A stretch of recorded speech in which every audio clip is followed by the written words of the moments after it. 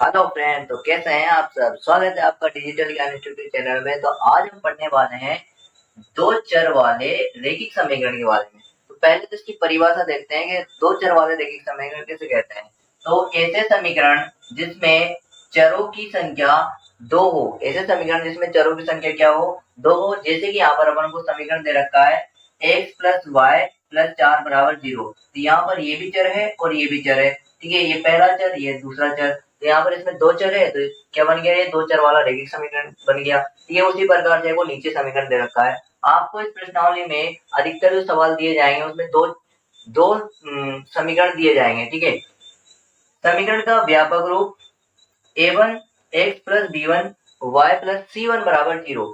जो पहला समीकरण है इसको डिनोट करेगा और दूसरा जो समीकरण है उसको डिनोट करेगा a2 x plus b2 y plus c2 बराबर 0, ठीक है। जब इसकी तुलना अपन इससे करते हैं पहले समीकरण से, समीकरण 1 से और समीकरण 2 से इसकी तुलना करेंगे तो अपन को a1 का मान मिलेगा, ठीक है। a1 का मान यहाँ पर क्या है, a1 का मान 3 है, ठीक है।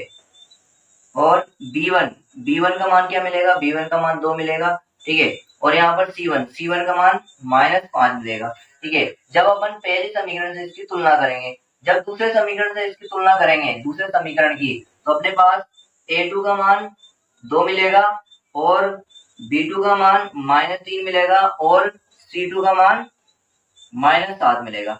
जब इसको अपन एक समीकरण में रखेंगे तो हमारे पास में इस प्रकार से कुछ परिस्थितियां बनेंगी। इन सिचुएशनों के अनुसार हम रेखा बता सकते हैं कि वो प्रतिच्छेदीय, संगत है या उसका हल किस प्रकार से निकलने वाला है, ठीक है। जैसे कि अपन इसको जमाते हैं a1 बटे a2 बराबर b1 बटे b2 बराबर c1 बटे c2 में। a1 का मान देखो, a1 का मान यहाँ पर 3 है और a2 का मान 2 है, बराबर b1 का मान 2 है और b2 का मान -3 है, बराबर c1 का मान -5 है और c2 का मान -7 है।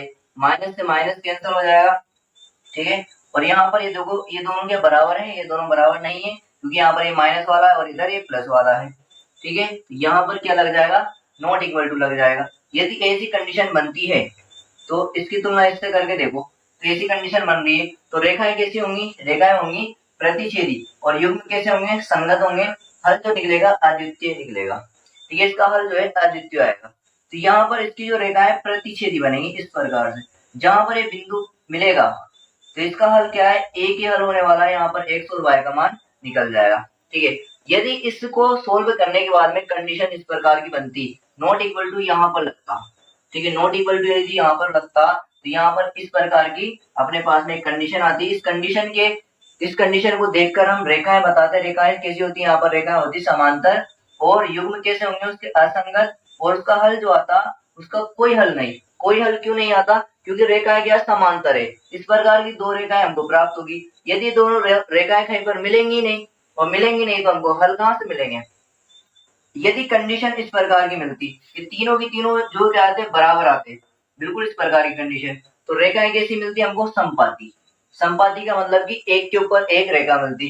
जैसे कि ये एक रेखा मिली, ठीक है। जब दूसरे समीकरण को हल करते तो दूसरी रेखा भी इसी रेखा के ऊपर होके गुजरती।